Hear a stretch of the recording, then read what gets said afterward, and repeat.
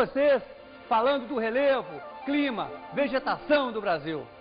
O relevo brasileiro é muito antigo e por isso não tem altas altitudes, não tem altas montanhas. É um terreno baixo e desgastado pelo processo erosivo. E tem mais.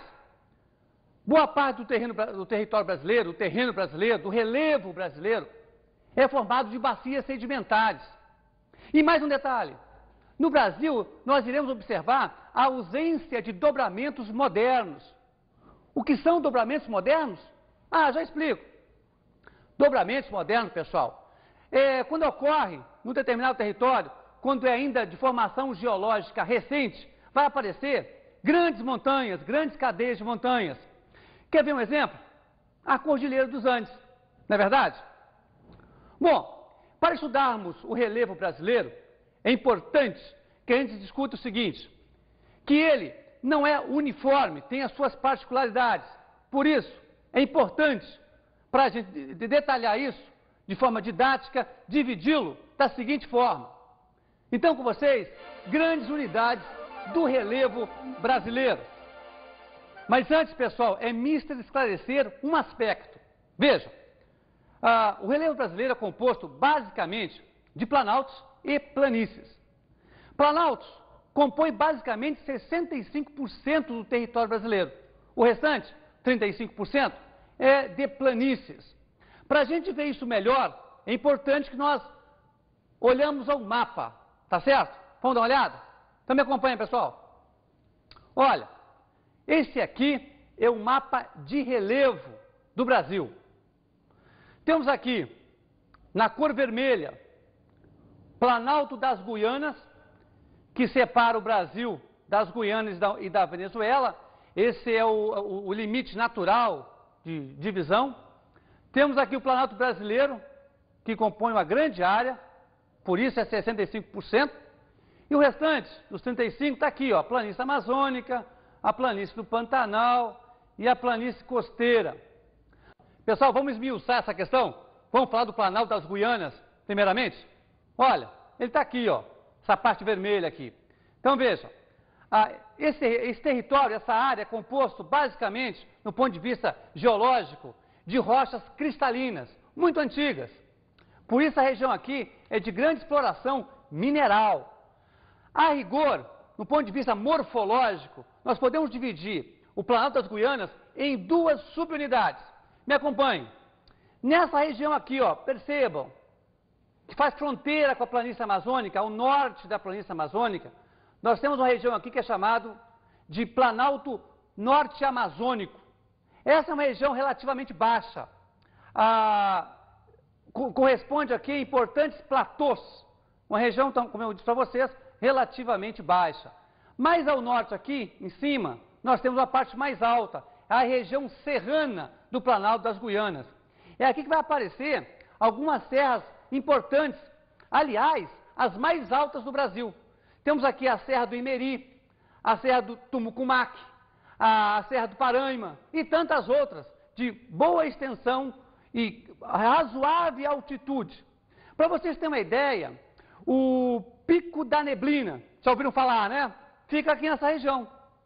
Juntamente com o Pico 31 de Março, fica também nessa região, na Serra do Imeri, ambos em torno de 3.000 metros de altitude. Tranquilo, pessoal? Vamos passar para o outro Planalto? Vamos falar do Planalto Brasileiro? O Planalto Brasileiro é uma denominação genérica, tá certo?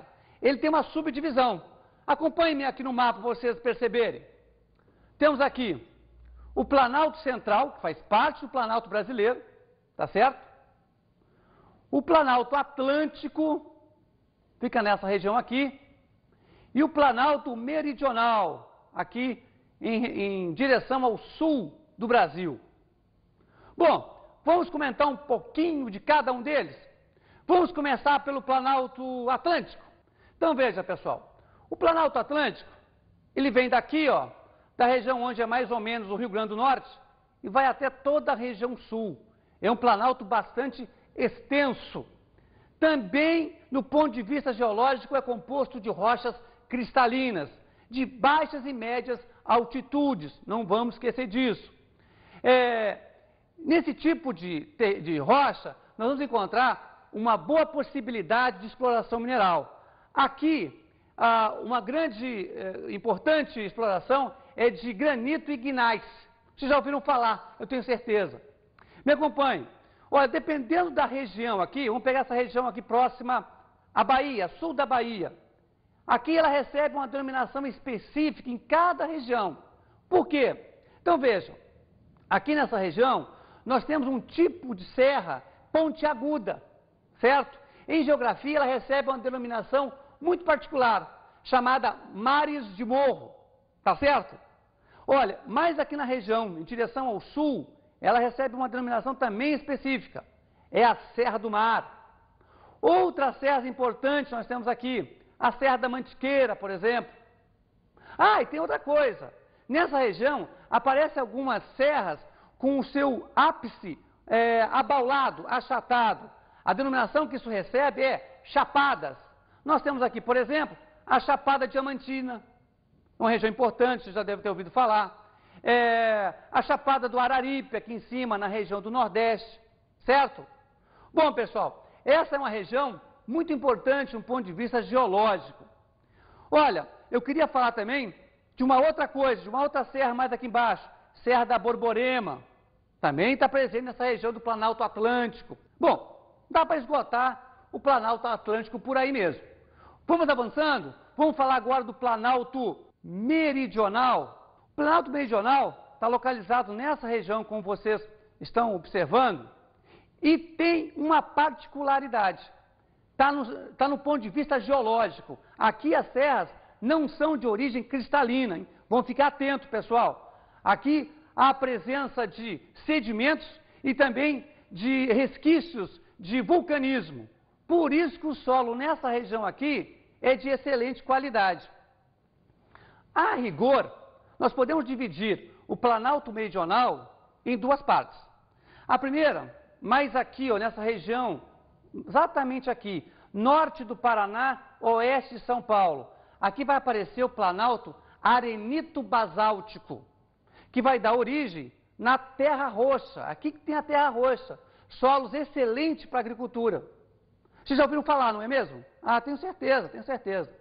Mas aqui ao sul, nós temos uma outra parte desse Planalto Meridional que recebe o nome de Depressão Periférica. A Depressão Periférica é uma região que fica entre o Planalto Atlântico e o Planalto Arenito-Basáltico. É mais ou menos assim, pessoal, presta atenção. Aqui nós temos o Planalto Atlântico, tá certo? E aqui nós temos o Planalto Arenítico-Basáltico. A Depressão Periférica fica nessa baixada aqui. Perceberam? Essa é a Depressão Periférica. Veja, pessoal, tá tranquilo, né? Então, vamos adiantando. Vamos falar um pouquinho do Planalto Central? Vamos lá? Bom, Planalto Central, dá para perceber facilmente aqui, essa região é a mais extensa, é o planalto mais extenso do Brasil. Também de origem geológica cristalina. Aqui tem importantes serras, mas o que mais chama a atenção é as chamadas chapadas, como acabei de explicar para vocês. Aqueles picos com o seu ápice abaulado. Aqui nós temos uma famosa chapada, que com certeza vocês já viram em filmes, em novelas, a Chapada dos Guimarães. Também temos a Chapada dos Veadeiros, uma região bastante importante no ponto de vista geológico para o Brasil. Pessoal, de Planalto é isso. Vamos explorar agora as planícies. E aí precisamos novamente nos utilizarmos do mapa. Me acompanhe. Está aqui em amarelo as planícies, a amazônica, do Pantanal e costeira, como nós já havíamos dito no início da nossa aula. Vamos iniciar pela planície amazônica, a maior planície aluvial do mundo. Aluvial? Não sabe o que é aluvial? Bom, pessoal, planície aluvial é aquela que é composta de sedimentos que são carregados pelos rios. Como essa região tem uma imensa bacia hidrográfica, são vários rios que vão sedimentar, vão aplainar essa região, formando a maior planície aluvial do mundo. Essa região tem alguns degraus, como se diz em geografia. Tem uma região que é baixa, as chamadas várzeas, que está constantemente alagada. Tem uma outra que fica periodicamente alagada, chamada Tesos, e tem uma outra que dificilmente vai ser alagada, é uma região mais alta, chamada terra firme ou ainda baixos platôs. Tranquilo, pessoal? Entendendo até agora? Que ótimo, hein? Vamos adiante. Vamos falar da planície do Pantanal. Essa planície, ela tem uma característica particular. Boa parte, estou exagerando, mas 30% pelo menos do território, ele é alagado boa parte do ano. Em épocas de chuva, esse percentual aumenta. O destaque aqui, no ponto de vista do relevo, é o maciço do Urucum, uma região de rocha cristalina, de boa exploração mineral. Aqui se explora, tem um bom potencial de exploração do ferro, por exemplo. Vamos adiantando, vamos falar agora da planície costeira. Essa planície é bastante interessante. Ela vai desde aqui do Maranhão até o Rio Grande do Sul. É muito extensa. E ela tem larguras variadas. Ela pode atingir uma largura maior aqui em cima, mas extremamente estreita aqui embaixo. Numa certa altura, para vocês terem uma ideia do que eu estou falando, ela se aproxima entre o Planalto Atlântico e a planície costeira, ficam tão próximas que no Rio Grande do Sul vai aparecer um tipo de relevo bastante específico, bastante peculiar, próprio da região, que são as falésias. Ah, pessoal, eu vou falar em falésia, eu vou fazer aqui uma propaganda turística para o estado do Rio Grande do Sul. Se um dia vocês forem à Praia de Torres, uma das principais praias do Rio Grande do Sul, vocês vão perceber imensos paredões próximos ao mar. Essas são as falésias. Confiram, hein? É uma imagem estupenda. Vamos falar, então, dos climas do Brasil. Pessoal, a climatologia brasileira é muito variada, por isso a gente tem que ter um certo cuidado em analisá-la. E aí temos que considerar as classificações climáticas. Por exemplo, nós temos as classificações de William Köppen, por exemplo, temos a classificação de Arthur Staller, de Lísia Bernardes. Então são classificações que vão dar certas particularidades ao clima de uma determinada região. É tudo formado com siglas, certo? Nós não vamos entrar no detalhe. O que a gente vai fazer aqui na aula de hoje é dar um panorama geral do clima do Brasil, tá certo? Mas antes disso, é importante que nós saibamos quais são os elementos que formam o clima. Vocês não sabem? Então vamos lá. Veja, pessoal, quais são esses elementos? Me acompanhe. Nós temos a temperatura, temos a umidade, temos os ventos, as massas de ar e a pressão atmosférica. E não é só isso não, pessoal, tem mais coisa. Veja, a altitude, por exemplo. A altitude é um elemento fundamental. As regiões mais altas, obviamente, que vai ter uma temperatura diferenciada, um clima diferente das regiões mais baixas, não é verdade? Como no Brasil as altitudes são médias, então esse não é um fator de desequilíbrio climático. Mas tem mais. Qual é o outro? Latitude, lógico. Ora, então me acompanhe. Quanto mais nós nos distanciamos do Equador, tanto indo para o norte ou indo para o hemisfério sul, nós vamos ter aí um clima mais frio, porque a latitude aumenta, não é verdade?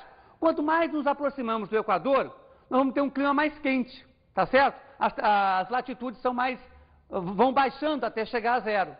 No caso do Brasil, 92% do território está localizado na zona tropical. Portanto, boa parte do território brasileiro tem um clima quente, relativamente agradável. E não acaba por aí não, pessoal, tem mais coisas. Por exemplo, a proximidade do mar. Isso altera o clima? Claro que altera. Aquelas regiões próximas ao mar recebem influência do mar. Portanto, são regiões que chovem com mais regularidade. Não é verdade? Aquelas regiões mais distantes do mar têm um clima mais seco. O Brasil Central, para vocês terem uma ideia, lá o clima é bastante seco na região onde é a capital federal. É um grande exemplo. E vamos adiante, tem mais coisa ainda, pessoal. Qual que é o outro fator? As massas de ar, claro. As massas de ar são fundamentais para a gente entender as mudanças de temperatura. Mas aí eu quero mostrar uma coisa para vocês. Aqui no vídeo. Vamos dar uma olhada? Olha, pessoal. Temos aqui estão os movimentos das massas de ar. Essa aqui, no caso, ela traz chuva para essas regiões aqui que estão apontadas por esses balões com essas siglas. Essas siglas são as especificidades do clima de determinada região. Está dentro daquela classificação. Vamos dar uma olhadinha no outro aqui? Veja, pessoal, o mapa mostra aqui, através desses balões, o movimento das massas de ar durante o inverno. O que ela vai ocasionar em diversas regiões do Brasil em relação ao clima. Por exemplo, aqui no Nordeste, ela vai trazer chuvas numa determinada região e secas na região do sertão aqui. Aqui na região do sul do Brasil, vai aparecer, o clima vai apresentar temperaturas baixas, né, geadas muitas vezes. Aqui na região do Mato Grosso, uma estiagem. E aqui no sul do Pará, Rondônia, por aqui, nós vamos ter um fenômeno muito interessante, denominado friagem, quando a temperatura baixa além do padrão normal. Tá certo, pessoal? Bom, vamos ver agora os tipos de clima. O Brasil apresenta alguns climas em função da sua dimensão territorial. Cada região tem um clima um pouco diferenciado. Então vejamos, temos o clima equatorial. O clima equatorial, cuja característica básica são temperaturas altas, mas podemos acrescentar também altos índices de pluviosidade, portanto chove bastante, ele aparece em boa parte da região norte, tá certo? Veja, pessoal, na região centro-oeste vai aparecer o clima tropical, que se assemelha muito com o equatorial, com altas temperaturas e bom índice de pluviosidade. Em relação ao clima tropical, há uma variação aí. Nós temos o tropical de altitude, que aparece no norte do Paraná e na região ali do oeste de São Paulo, clima tropical de altitude. Temos também o tropical atlântico, que recebe influências das correntes marítimas do Oceano Atlântico, obviamente. E temos também o clima subtropical, que é o clima que aparece basicamente no sul do Brasil e algumas regiões do sul do Mato Grosso do Sul e um pouco ali de São Paulo, sul de São Paulo, região mais próxima do Paraná, por exemplo. Esse clima, cuja característica principal é a apresentação clara das 4 estações do ano. Em determinadas épocas do ano, o inverno, por exemplo, poderá apresentar temperaturas bastante baixas, principalmente na região serrana. E por último, nós temos o clima semiárido, que aparece especificamente no sertão nordestino, onde a temperatura é bastante alta, mas a grande característica não é essa. A grande característica é o baixíssimo nível, o baixíssimo índice de pluviométrico, tá certo? Chove muito pouco nessa região. Bom, quais são os fatores que provocam a alteração climática? Veja, alguns fatores. Por exemplo, a poluição é um elemento que vai, de fato, provocar alteração no clima, porque nos grandes centros, por exemplo, vão formar aquelas chamadas ilhas de calor. Já estudamos isso numa outra oportunidade.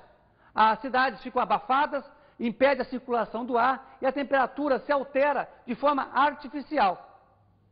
Uma outra modificação pode ser o desmatamento. O desmate indiscriminado poderá provocar a desertificação de uma região, provocando alterações no clima. Isso já aconteceu em muitas regiões do Brasil.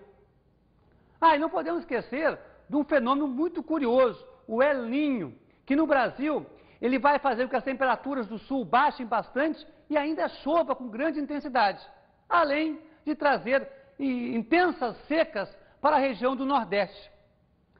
Pois é, pessoal, em relação ao clima, eu acho que nós já estamos bem municiados, podemos fazer uma análise tranquila desses fenômenos meteorológicos.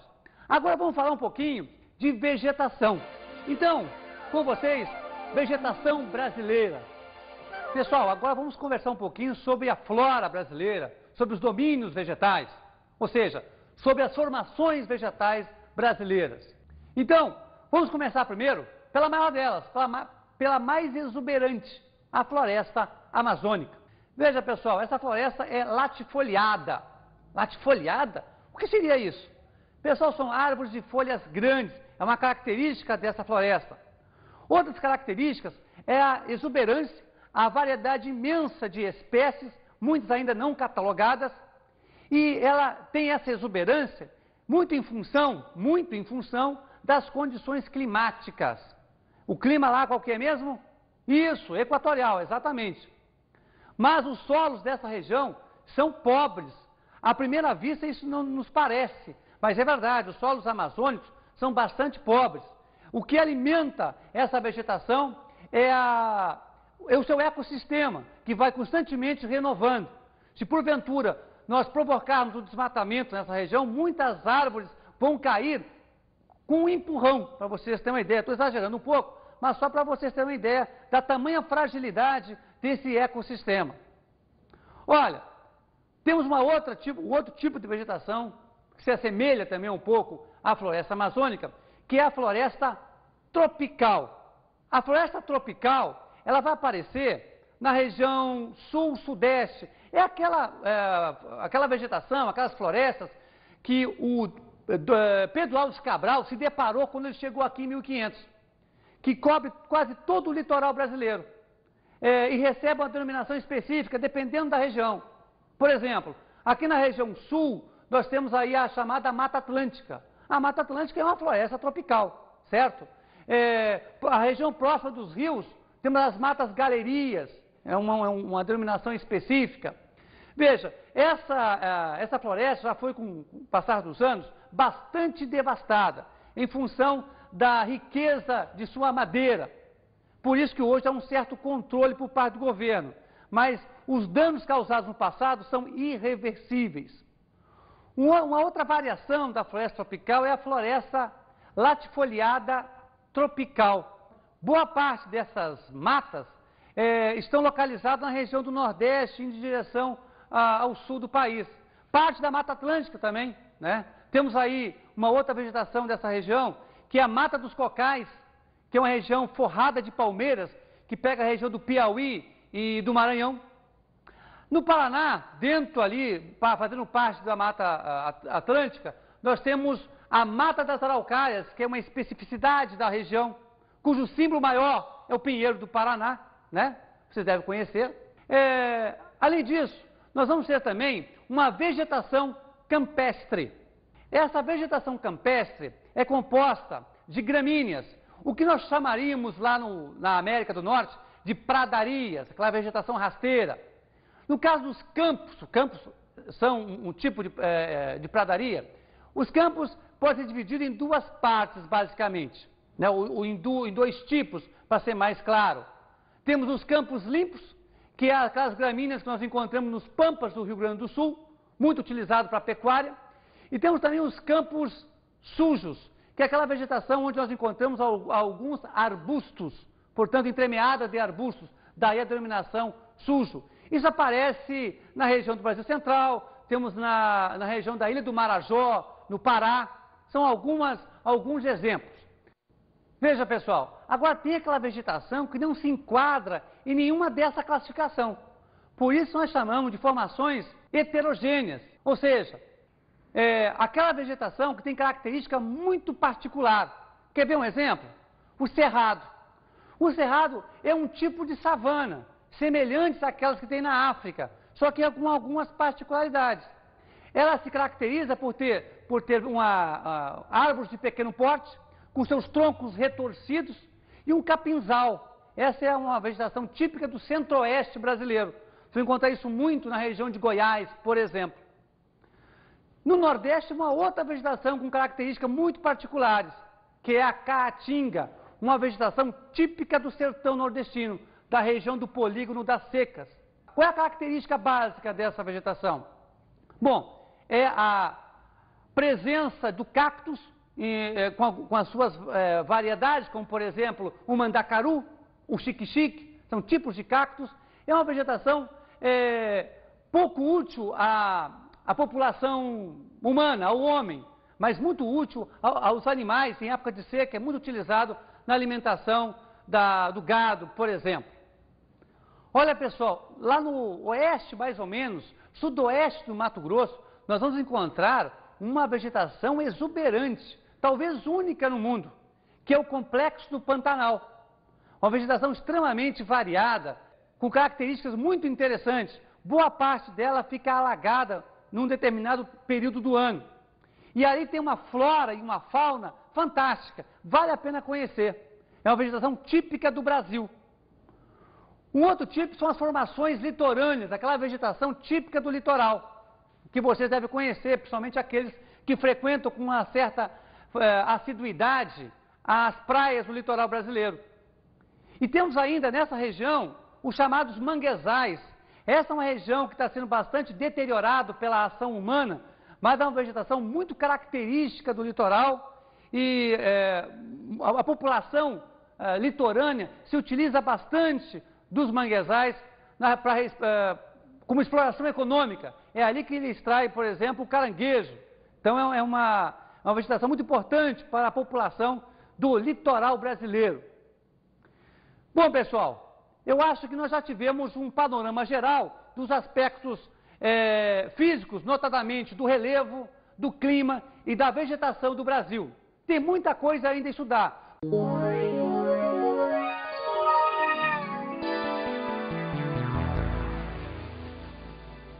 Pessoal, vamos à nossa primeira dica de estudo.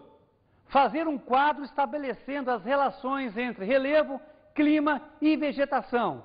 Segunda dica, pessoal. Identificar o relevo, o clima e a vegetação de sua região.